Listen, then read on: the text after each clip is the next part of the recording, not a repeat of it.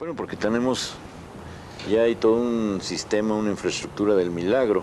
También los ricos están muy afectados por esta crisis, no en la misma medida que los pobres o que los desempleados. Fui una persona que creció en un medio marginado.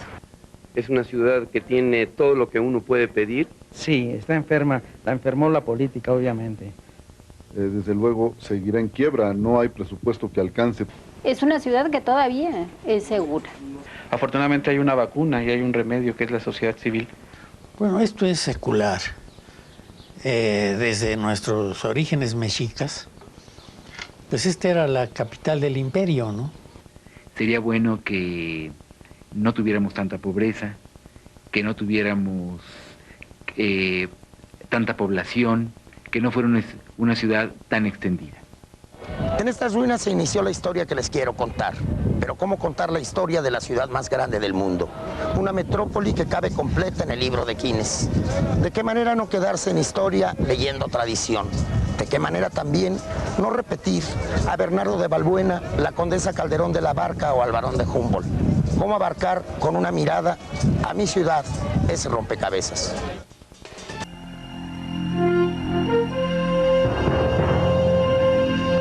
Aún sin intentar una monografía, habría que establecer que la Ciudad de México fue fundada con el nombre de Tenochtitlan allá por 1325. Ya capital de un imperio, cayó en manos de las tropas de Hernán Cortés en 1521. Renace como capital del virreinato y 3 siglos después se libera para intentar la aventura de la nacionalidad. Me parece injusto hablar de mi ciudad. Tal vez deba hacerlo solo de la parte que me pertenece. ¿Cómo se divide una ciudad en 18 millones de partes? Y lo que es más difícil, ¿cómo recoger 18 millones de testimonios? Porque no se trata de una sola ciudad. Hay tantas como grupos sociales o visiones de la vida existen. Región más transparente, ciudad de los palacios, caos que se ordena cotidianamente. ¿Quién debe hablar de la Ciudad de México? Los escritores que viven en ella, los inmigrantes que aprendieron a amarla, quienes describen sus sufrimientos o quienes documentan sus fiestas. Tal vez quien ha construido sus espacios, una cronista de las clases sociales, aquel que la diagnosticara ciudad quebrada, el defensor oficial de su legalidad o el defensor oficioso de sus colonias proletarias. Tal vez una abogada comprometida con la ley. Seguramente debieran hacerlo todos y aún así nos faltaría pluralidad. La Ciudad de México tiene una superficie de 1.489 kilómetros cuadrados. Si el número no nos dice nada, podríamos ponerlo de otra manera. La Ciudad de México ocupa la 10ª parte del 1% del territorio nacional y paradójicamente en ella vive el 10% de los mexicanos. La ciudad más grande del planeta, con 18 millones de habitantes, vive al borde del colapso, en la frontera del apocalipsis. ¿Qué la salva? La única persona que puede explicarnos esto es Carlos Monsiváis. Bueno, porque ya hay todo un sistema, una infraestructura del milagro. Yo creo que el gobierno de la Ciudad de México históricamente, si no construyó otra infraestructura, sí construyó la infraestructura del milagro y hay que agradecerles esa preocupación canónica. Creo que pocas veces he visto tal sucesión de milagros, el milagro de que funcione de alguna manera el drenaje profundo, el milagro del aprovisionamiento, si tú quieres, insatisfactorio, pero en el fin de cuentas aprovisionamiento de agua, el milagro de la vivienda. Yo no sé cómo pueden caber tantos en un espacio tan reducido. La ciudad tiene problemas tan complejos que para luchar por resolverlos nació un superhéroe que sabe de qué se quejan los habitantes del Distrito Federal. De su situación particular, familiar, concreta, de la situación del arrendamiento, del aumento en las rentas, de la falta de trabajo, del poco salario, de las condiciones de inseguridad que se vive en la ciudad, de la falta de oportunidades de atención de los funcionarios para siquiera escucharlos, ya no comprometerse a resolver los problemas que tiene. Y cada vez que sales a la calle, cada vez es más la gente que se arrima, que te plantea su necesidad y que lo hace con una aspiración, una esperanza de que alguien le eche la mano. Pero no todos tienen la misma visión de la Ciudad de México, de otra forma de ver las cosas. Nos habla la periodista Guadalupe Loaesa. claro, hay guetos ya, se podría decir que Bosque de las Lomas, Cumbres de Acutzingo, Lomas Altas, todos estos nuevos, todos estos fraccionamientos. Entonces no la conocen, no tienen interés, no les interesa así ir a ver, no sé, un palacio o una iglesia. No les interesa, no les dicen nada. Por ejemplo, no hay nostalgia entre estos jóvenes, no tienen puntos de referencia. Si les dices, por ejemplo, si les dices el kiosco de Santa María de la Ribera, no les dice nada. No entienden, vaya, no es para ellos, no forma parte de su historia la Ciudad de México. Es tristísimo. Te estoy hablando de la generación, de la joven. ¿Me entiendes? Irán tal vez a los restaurantes o a los bares que se han abierto, que hay muchos ahora en el centro, hay uno en Madero, otros en 5 de Mayo, irán ahí a los bares, pero no tienen la curiosidad o la inquietud de recorrer su ciudad. Sucede que la Ciudad de México ya no se aglutina en torno a un zócalo, ha caído en una suerte de diáspora o en una mayor individualidad para relacionarnos con ella. Yo creo que no hay un centro de la ciudad, ya no hay un centro del país y estamos viendo que tampoco hay un centro del sistema. Es un centro que está, por así decirlo, en todas partes. En un momento dado el centro de la ciudad puede ser Guerrero, en un momento dado el centro de la ciudad puede ser la frontera con Estados Unidos, en otro momento el centro de la ciudad puede ser la búsqueda frenética de empleo.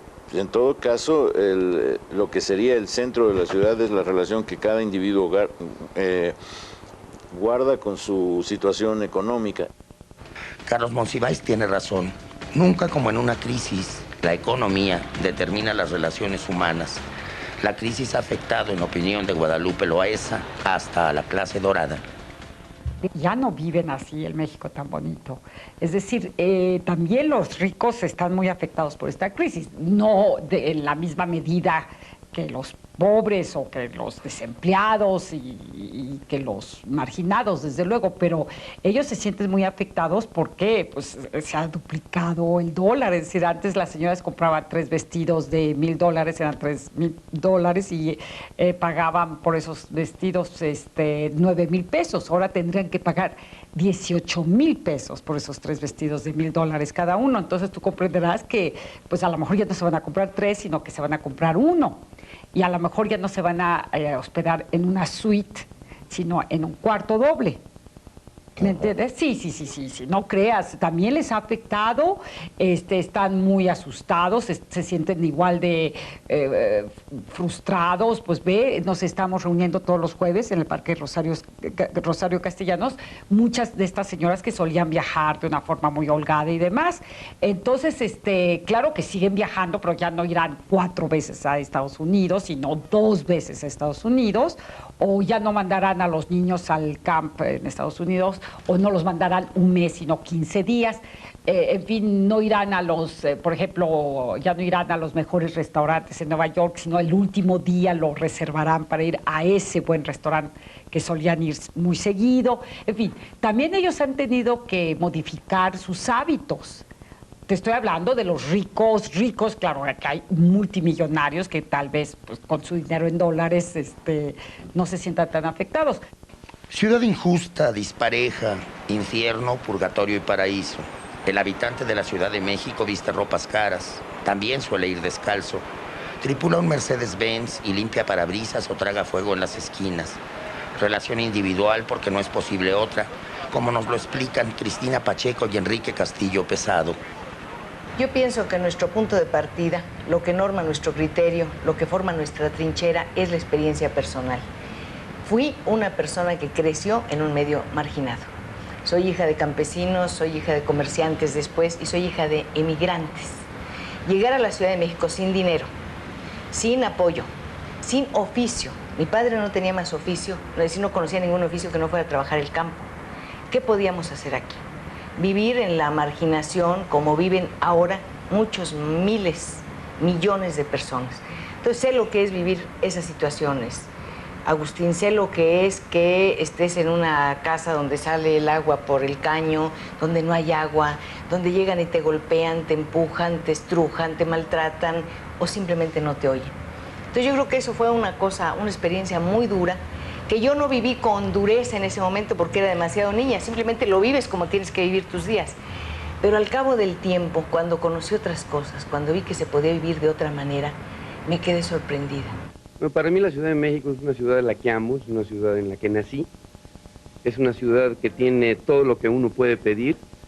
Te hablo en eso, hablo de gente rica hasta de la gente más pobre. Es una de las ciudades más interesantes del mundo. Es una ciudad que tiene un cúmulo de museos que nunca te los acabas por visitar.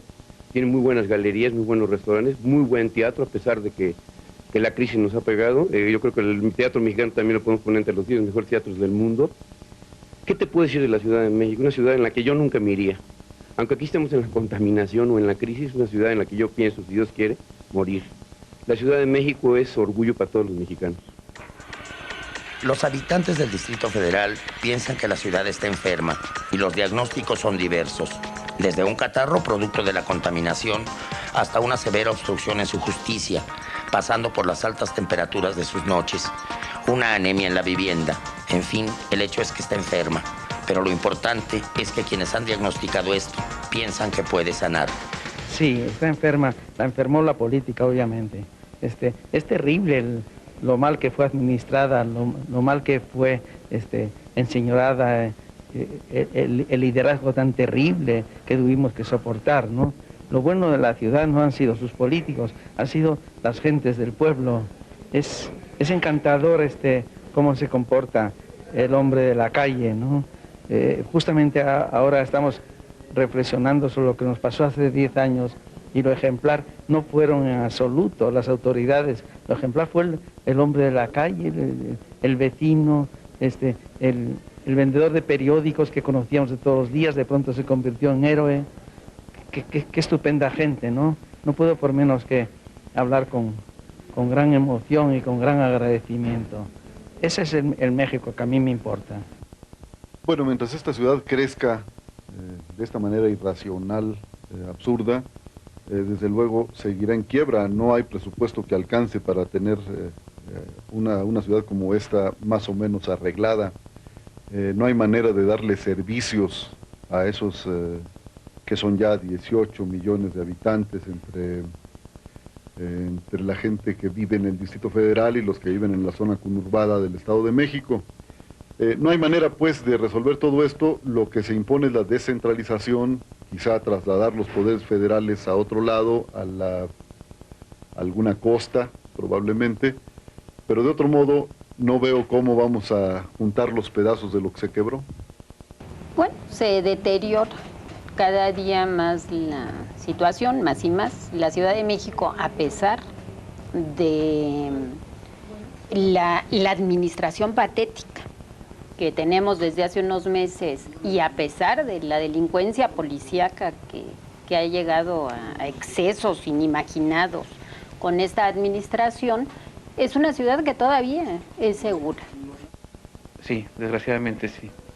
Por el mal manejo que se ha hecho, por esta situación de falta de planeación, de falta de conciencia, de falta de atención a sus verdaderos problemas.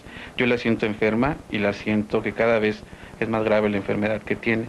Afortunadamente hay una vacuna y hay un remedio que es la sociedad civil, cada vez más participativa, más propositiva, más madura, más avanzando, preocupada por el bienestar de la ciudad, y creo que este remedio de la sociedad va a poder salvar nuestra ciudad.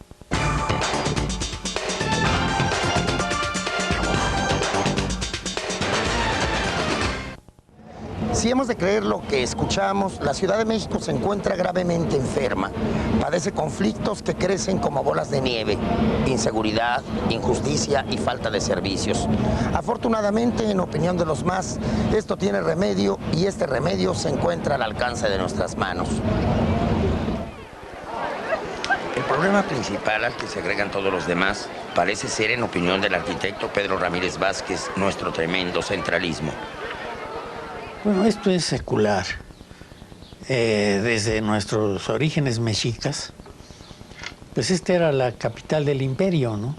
Estaba aquí centralizado el poder y cuando el poder se centraliza, pues atrae población que requiere consumo, ese consumo requiere producción, y todas esas etapas son más gente.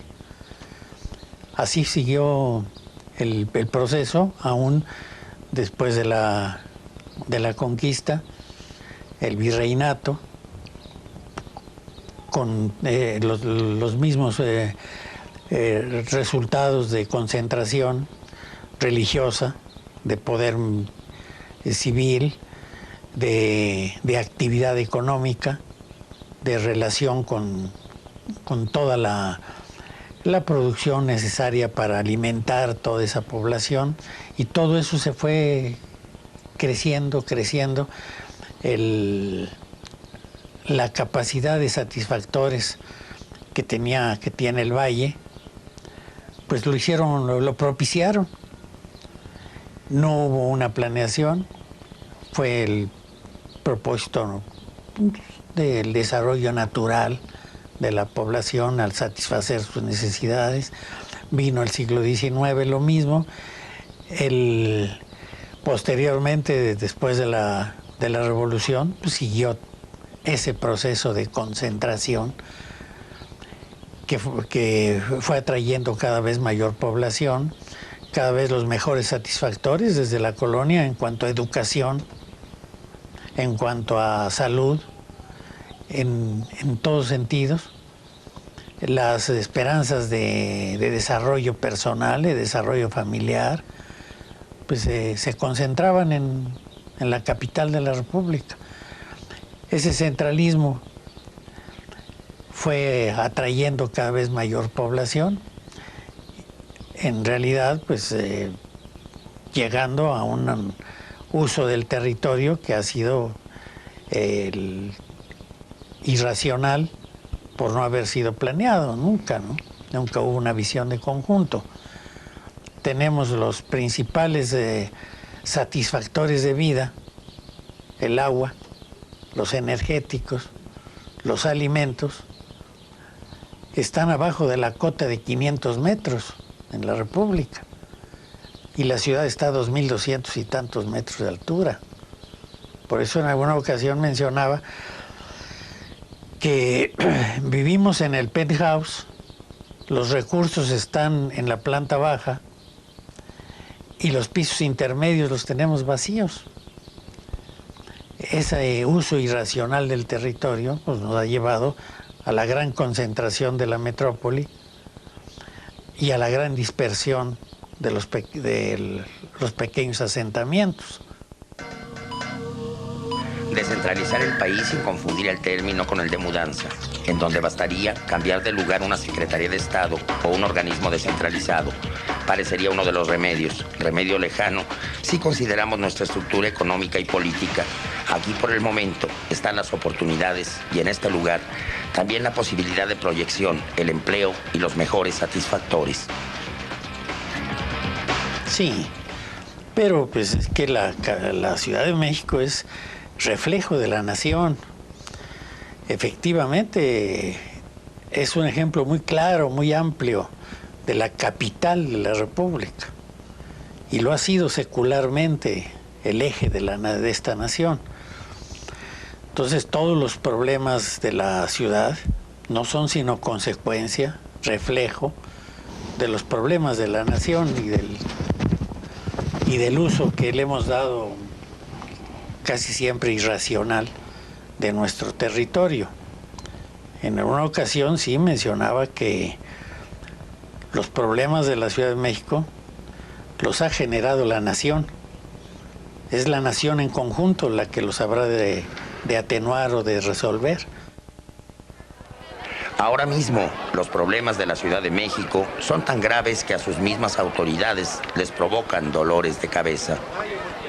Yo creo que lo que más dolores de cabeza en esta ciudad provoca es una serie, yo les he llamado arreglos perversos, don Raúl, en donde en aras de resolver conflictos y no resolver problemas, hemos, creo yo, dejado pasar, dejado hacer muchas cosas que han crecido de manera muy anárquica y que han constituido serias limitaciones para tener una ciudad moderna como la que queremos todos.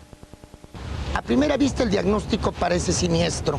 18 millones de habitantes, la ciudad más poblada del mundo, inseguridad y contaminación, servicios escasos, cuerpos de seguridad perfectamente perfectibles y, por qué no decirlo, también pervertibles. Y si algo faltara, nuestra urbe se asienta en una zona sísmica.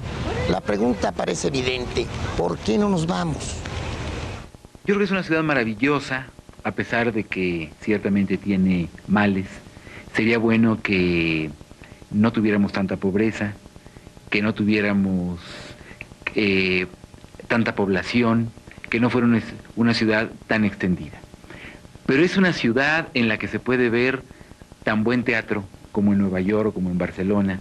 Es una ciudad en la que hay mujeres guapísimas. Es una ciudad donde tenemos grandes partidos de fútbol, grandes exposiciones de artes plásticas, donde tenemos grandes poetas, grandes escritores, donde tenemos paseos maravillosos. Es una ciudad a la que, como los enamorados, le reprochamos mucho, pero la amamos mucho también. No nos vamos porque las oportunidades de empleo, de vida, de educación, la oferta cultural está en la Ciudad de México. La gente que quiera irse de aquí, la gente que ya quiere huir de la contaminación, de los embotellamientos de tránsito, pues quiere buenas escuelas para sus hijos, quiere un empleo bien remunerado, seguro, en fin, quiere satisfactores que solo tiene la Ciudad de México. Cualquier persona, hasta la gente más pobre, tiene derecho a divertirse, a tener un poquito de divertimento. La crónica social, por ejemplo, en París la encuentras en el Paris Match, en Madrid, ¿cómo se llama? En el Ola. En Estados Unidos en otro tipo de revistas, en el Vanity Fair. Pero México tiene sus sociales y en esos sociales entra todo el mundo. Hasta de la gente más rica, o un nuevo rico, o un americano que llegó a vivir a Cancún, entra inmediatamente en la mal llamada crónicas sociales, que para mí es un reflejo, por eso le pongo a mi columna esfera humana, porque en la esfera humana cabemos todos. Entonces, que no es cierto que el que pertenece a la alta sociedad mexicana tiene que ser rico. Al contrario, yo creo que cualquier gente que quiere divertirse o quiere ser alguien, ser un buen pintor, un buen restaurantero, un buen escritor, pertenece a la sociedad mexicana. También los mismos empresarios, también la gente pobre. La gente pobre, mucha gente pobre que trabaja como mesero, o trabaja muchas veces como boxeador, como dice Julio César Chávez, aunque gana mucho dinero, ¿me entiendes? Pero también pertenece a la sociedad mexicana. Y tú puedes ver a Carlos Monsiváis que va a Casalam, y en Casalam te cuentas al Güero Gurillo, o podemos encontrar también a la India María comiendo en el Maxims de París. O sea, la Sociedad de México tiene una gran gama de apertura para cualquier tipo de gente. No es una sociedad acartonada. Llegamos aquí con una mano atrás y otra adelante. Una caja de pinole, una vara de limas y un papelito con una dirección en las calles de Tacuba, donde vivía la hermana de mi papá. Y allá llegamos, Agustín, a verlo todo con una sorpresa increíble, pero para mí la mayor sorpresa, la más fascinante de las sorpresas que he tenido fue bajarme del tren y ver un anuncio de luz neón. Yo nunca había visto eso. Fue así como el encuentro. Mira, era una chispita que subía en un edificio y arriba estallaba, se convertía en una cascada de luces y era un anuncio de un refresco de cola. Entonces yo cuando vi eso dije, pues no puede ser. Y veía los trenes, la luz, el fanal del tranvía, la gente con zapatos, pues todo eso me pareció fantástico. Y las casas, y las calles, y los coches que me mareaban de verlos.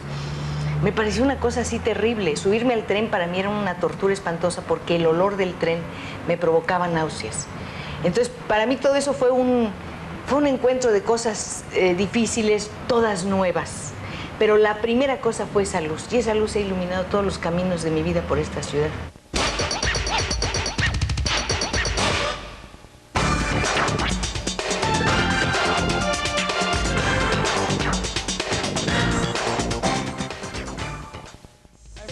De la crisis y antes de que el destino nos acabe de alcanzar, urge reconvertirnos.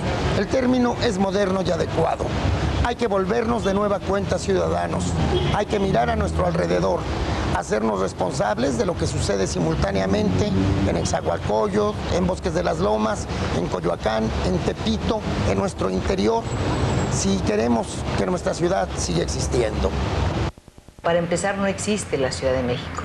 Es una imaginación o es un vicio. También puede ser una pasión, pero desde luego es producto del sueño, un sueño medio morboso si tú quieres. La ciudad con la que vamos a anochecer tú y yo y los compañeros que están aquí hoy será otra completamente distinta mañana. ¿Quién le va a poner un límite? No sé. Quizá cuando desaparezca la necesidad que lleva a la gente a sentarse todos los días en los lugares más increíbles y más inhóspitos. Bueno, esta noche a las 12 horas seguramente la ciudad va a ser destruida. Mañana a las 6 horas la ciudad va a conocer un renacimiento y así sucesivamente. Esta ciudad de hecho ya está destruida, no tenemos por qué enviar al futuro una predicción que corroboramos todos los días. ¿Qué más destrucción te da que, por ejemplo, lo que fue el tránsito el pasado 15 de septiembre, donde toda la ciudad estaba volcada en las calles y todos los embotellamientos confluían en uno solo, que te daba un dislocamiento urbano realmente sin precedentes? Hay que ver los índices diarios de la contaminación, hay que ver los índices diarios del desempleo, de la insuficiencia de las economías hogareñas, para darse cuenta que esta ciudad en lo básico ya ha sido destruida y que es el propio impulso, que es mezcla de inercia y de voluntad, lo que va reconstruyendo a diario esta ciudad. Bueno, yo creo en el apocalipsis, es irremediable. Si desapareció el Imperio Romano sería una pretenciosidad pensar que la Ciudad de México es eterna, ¿no? Todo desaparecerá, pero tardará un tiempo, ni tú ni yo vamos a ser testigos de ese acontecimiento. No sé hacia dónde va, y yo creo que me alegro mucho de no saberlo. En este sentido, la ignorancia es más importante que la sabiduría. ¿Qué va a pasar con esta ciudad? No lo sé. Lo que sí me atrevo a decir es que cada vez es más rica en experiencias singulares, que es una ciudad desde el punto de vista cultural asombrosa. La Ciudad de México existe en la realidad y en la fantasía. En esa realidad que creó para su defensa la Comisión de Derechos Humanos y en esa fantasía que tuvo que inventar a Superbarrio. En algún lugar de la Ciudad de México y de alguna manera hijo de los sismos nació Superbarrio. ¿Por qué nace Superbarrio? ¿Hay necesidad de un superhéroe que defienda a quién? A toda la gente que sufre de injusticias, que sufre de abusos, que no se le atienden sus necesidades, que se atropella su dignidad. Hay muchos rudos sueltos en oficinas públicas, en la calle, que está violentando los derechos de bienestar de muchos.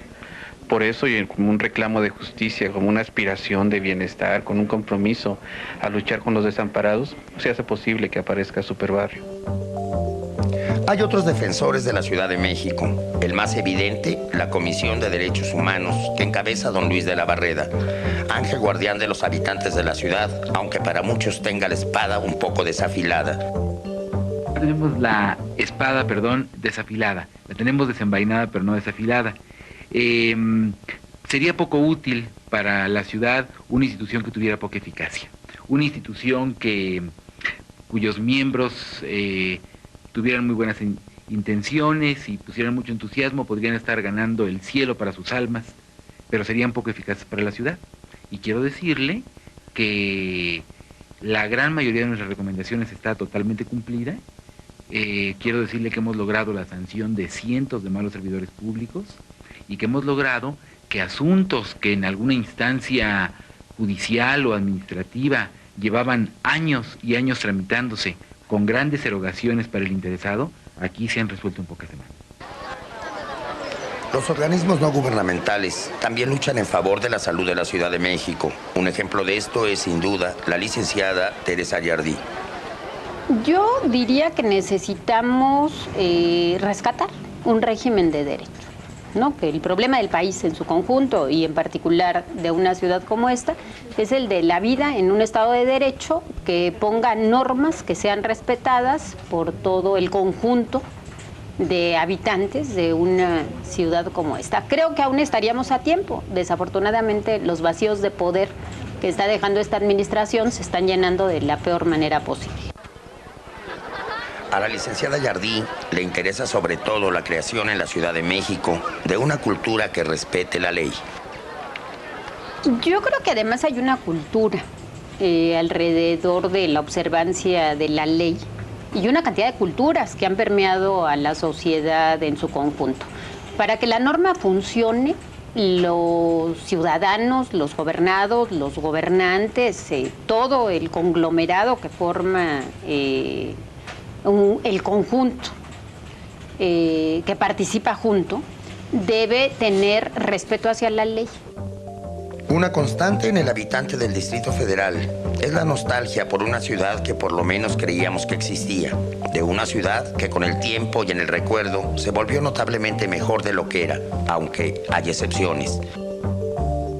Cuando estaba en la primaria, como vivía en un barrio tan animado y tan tremendo como es el barrio de Tacuba, pues tenía muchas cosas que ver, muchas cosas que me tenía que aguantar, que callar, porque era yo la menor de mi casa, no había con quién comentar las cosas, es decir, no había mucho tiempo para eso. Y entonces me daba por escribir mis cositas como trabajos de la escuela. Cualquier pretexto para mí era bueno para contar lo que veía en la calle.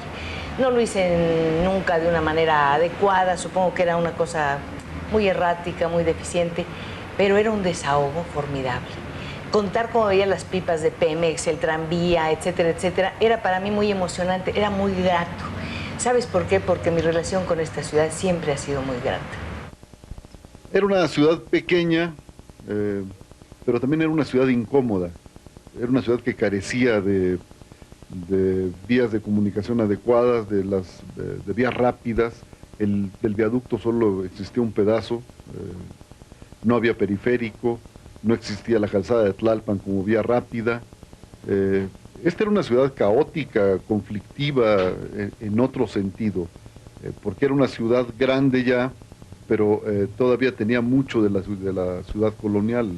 Entonces, aquello de que todo tiempo pasado fue mejor, yo siempre lo pongo en duda.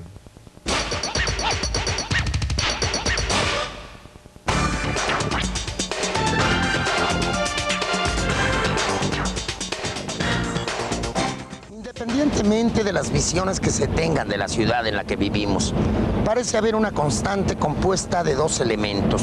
Uno, el temor de que el centro, y no precisamente este Zócalo, sino el centro de algo que es nuestra nacionalidad, esté desapareciendo.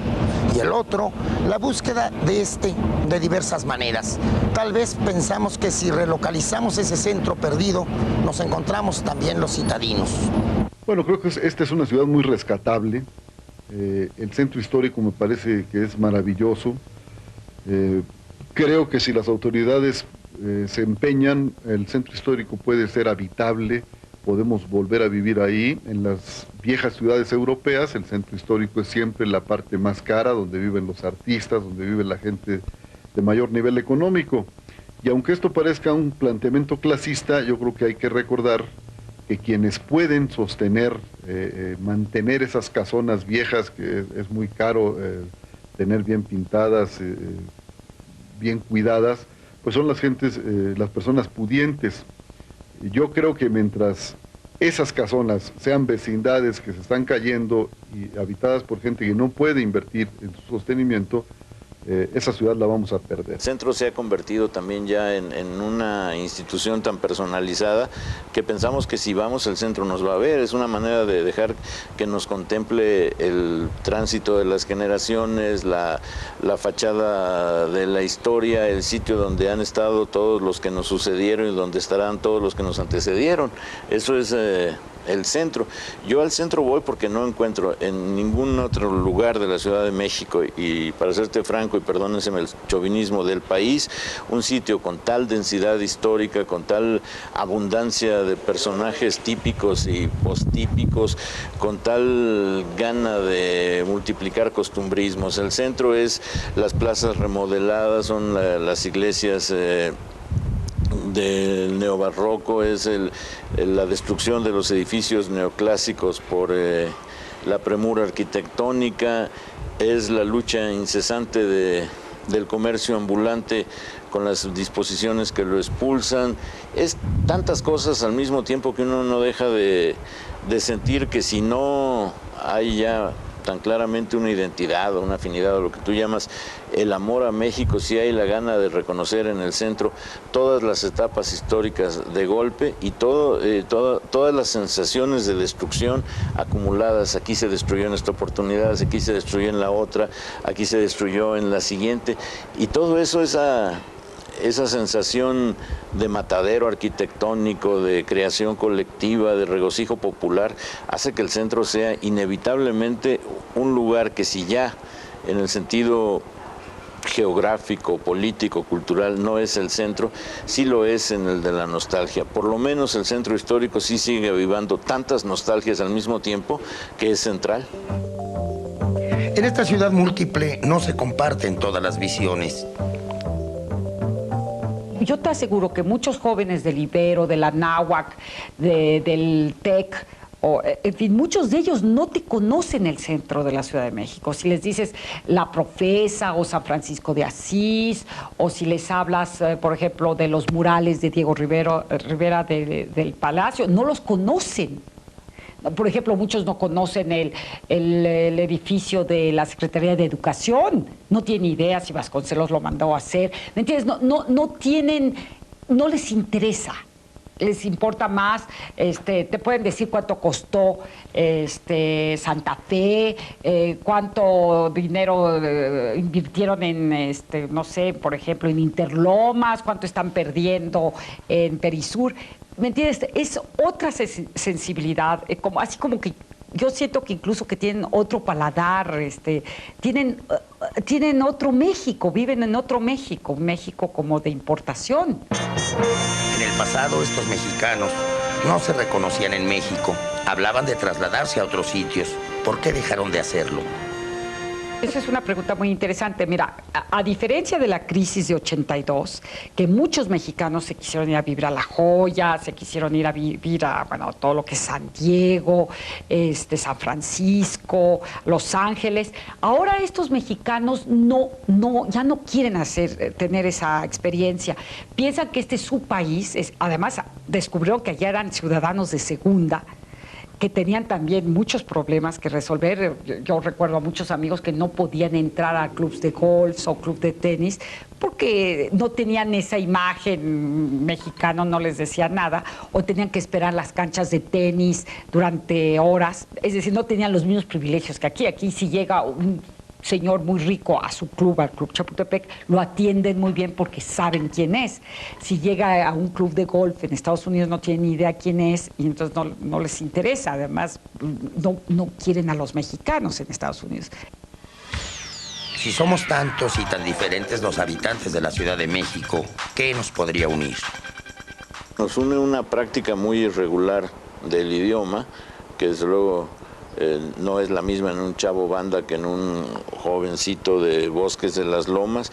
Nos une una educación que en momentos tiene puntos de acuerdo. La independencia la inició don Miguel Hidalgo y Costilla en el año de 1810, la revolución la inicia Aquiles Cerdán el 20 de noviembre de 1910, todos estos puntos de acuerdo sí se mantienen. Nos une la idea de que somos mexicanos, situación que se agudiza mnemotécnicamente en ocasión de los juegos cuando gritamos México, México, no tanto para inspirar un equipo, sino para no olvidarnos en dónde estamos. México, México es desde luego gritar México, México es un recurso de la memoria, porque si uno deja de gritarlo un año seguido, la siguiente vez va a gritar Paraguay, Paraguay, eso ya está probado. Todo eso nos une la gana de identificar nuestro principio de identidad con el empleo, y nos une también el poder reconocer algunas personalidades cuando las vemos en televisión. Esta es María Félix, esta es Dolores del Río, este es Jorge Negrete, esto es Pedro Infante. Yo creo que esta ciudad es muchas ciudades. La parte del Pedregal, por ejemplo, tiene muy poco que ver con el centro histórico, con San Juan de Aragón o con Las Lomas. Polanco y la Condesa, pese a que son vecinas, son colonias que tienen también grandes diferencias. Yo creo que la Ciudad de México, por su propio crecimiento explosivo, es a la vez muchas ciudades. Y esto creo que no necesariamente es malo ni desventajoso. Yo creo que nos ofrece la posibilidad de vivir de muchas maneras en un mismo espacio geográfico. Nadie puede visitar más de una ciudad al día. Está la ciudad del trabajo, esa la evito. La evito concienzudamente, además. Está la ciudad de placeres corpóreos, lo que ahora debía llamarse ya la ciudadela del sexo seguro, si tenemos en algún aprecio esa suerte de identidad corporal que es la gana de seguir viviendo, que es todo el mundo de las posibilidades adquisitivas o cognoscitivas, lo que antes llamaba ligue, porque ahora ya todo el lenguaje ha cambiado, ya dices actitud cognoscitiva con tendencia a la horizontalidad, eso es lo que se llama ligue.